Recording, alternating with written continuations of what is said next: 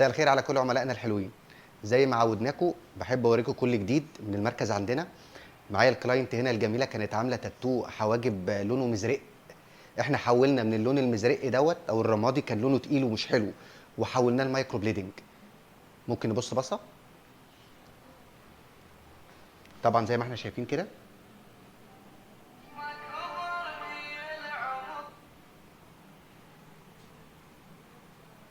كان في النص هنا لون رمادي، احنا لغينا اللون الرمادي دوت اللي هو المزرق القديم وخليناه نفس لون الجلد، وعملنا الشعرات بتاعتنا. وزي ما احنا شايفين كده رسمه مسطره.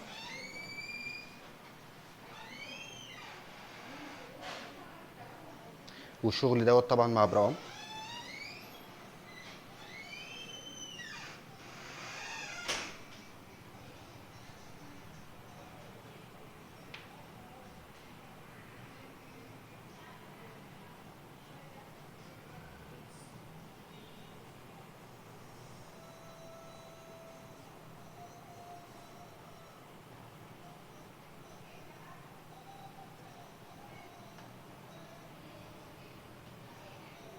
طبعا اي حد يعمل الشغل دوت لازم أن يكون خبره، مش اي حد يشتغل وخلاص. زي ما احنا شايفين التنسيق الشعريه جنب بعض بالظبط، مفيش شعريه طالعه ولا شعريه نازله. الحاجب مسطره.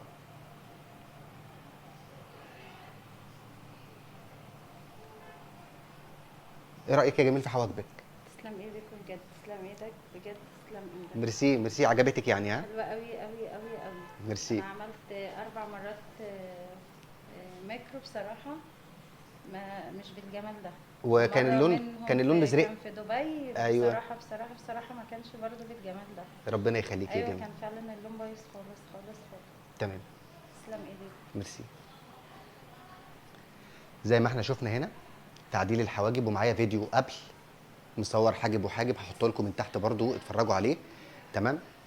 ولو عندكم اي لون قديم سواء تاتو حواجب عادي او مايكرو بليدنج قديم واللون مش عاجبك، تعالي واحنا نغيره لك على طول برسمه شيك زي كده مسطره. مستنيينكم تنورونا. تسلم ايدك يا برام. ميرسي ميرسي ميرسي.